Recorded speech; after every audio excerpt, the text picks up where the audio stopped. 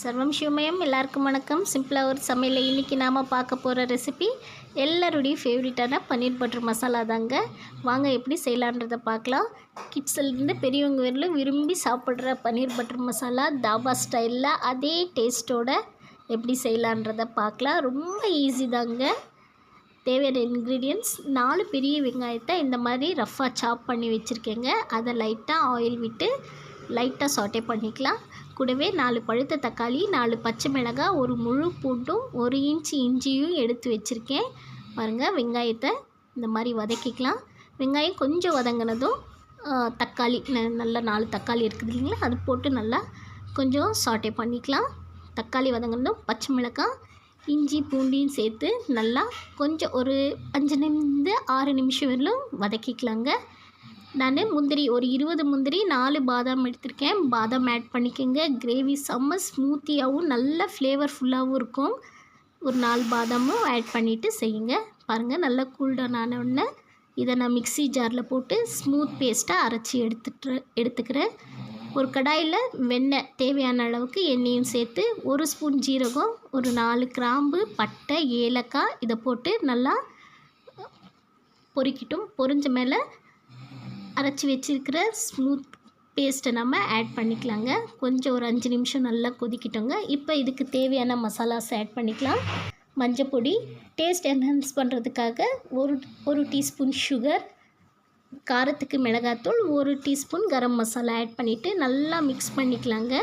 நல்லா ஒரு 5 நிமிஷம் மிக்ஸ் பண்ண மேலே கிரேவிக்கு தேவையான அளவுக்கு தண்ணி ஆட் பண்ணிவிட்டு ஒரு மூடி போட்டு ஒரு 5 நிமிஷம் நல்லா கொதிக்க விடலாம். பாருங்கள், நல்லா ஸ்மூத் கன்சிஸ்டன்சி வந்துடுச்சு.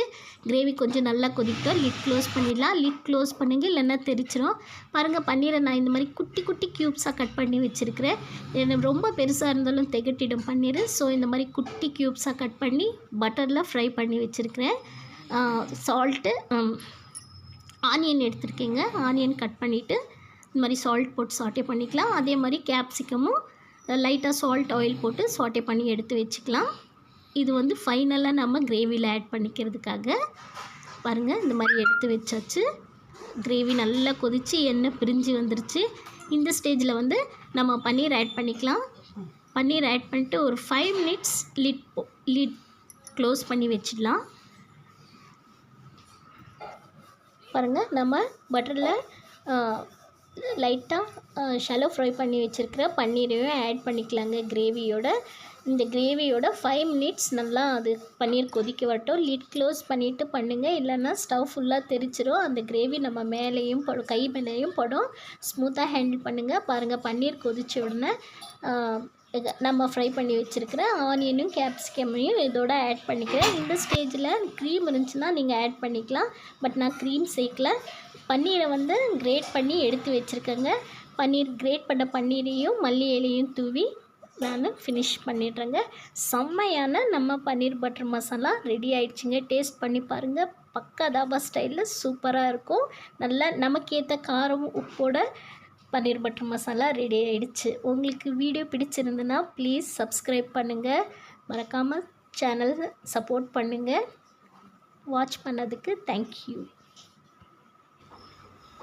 சேனலை சப்ஸ்கிரைப் பண்ண மறக்காதீங்க.